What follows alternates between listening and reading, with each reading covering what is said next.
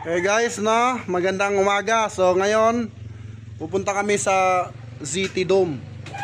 Yung sikat sa bulik, mga idol. Kuha tayo ng broadcast at trayo. So, mamaya update ko kayo pag ando na kami sa Rosario. Rosario ba 'yon? Oh, Rosario. Rosario, Batangas. So, kita-kits doon mga boss.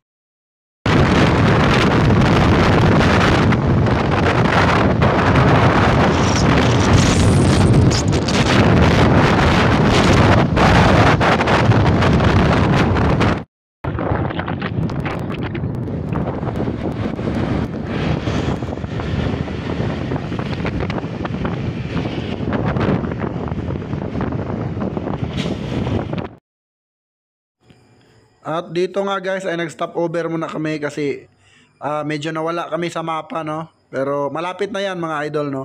Tinitingnan lang namin kung saan kami dadaan. So tara guys, continue tayo. So ayan, medyo bukid pala yung kaila Boss ZT Dome, kay Boss Sander, no. So ayan, talagang pinuntahan namin mga idol para makapag-select ako ng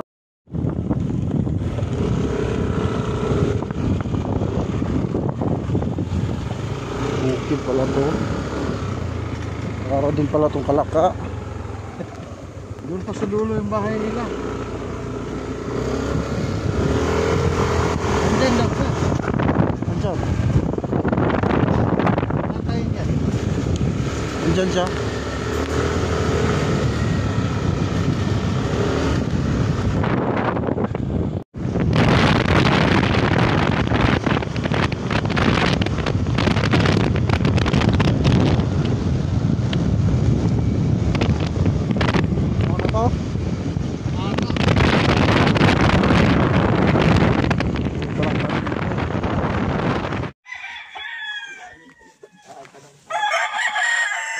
Napili ko guys sa ZT.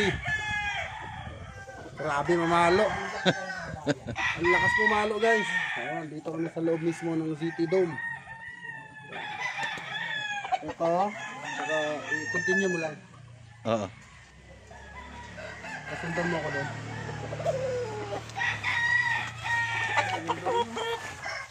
Oo. Ang lupit nun. Ito, maganda. Ito, ang street com. Yun lang, dito makadaan. Bakit? Namamalo yan, ha? May aso. Hindi.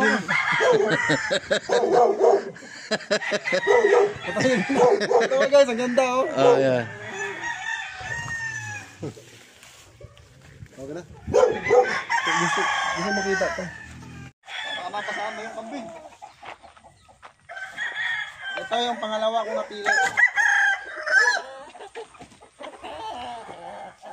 Straight com. Ayun, napakaganda. May wing band ba? Lagyan mo wing band para alam nila. Ito, ZT Dome, napakaganda, lakas mamalo. Ito yung pangalawa kong broodcock. Grabe yung katawan, buong buo.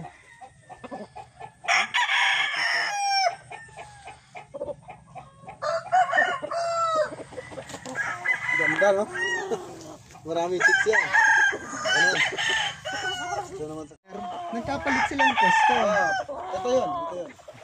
Tingnan mo, yan kasi yung kumpleto ang tahid. Dalawa tahid niyan. Ito na yung napili ko. Okay. Akala ko yun kasi. Ito, pangatlo. Tatlo lang muna mga boss dahil naunahan tayo. Halos sold out lahat ng manok dito. Plano ko sana 5. Kaso naunahan tayo dun sa mga black dome na magaganda at mga light. Pero ito, nakakuha tayo ng light. Ang ganda oh. Wow na wow. Napakagwapo. Ayan. Napakagandang ZT Dome. Papalabas na ng anak nito, multiple.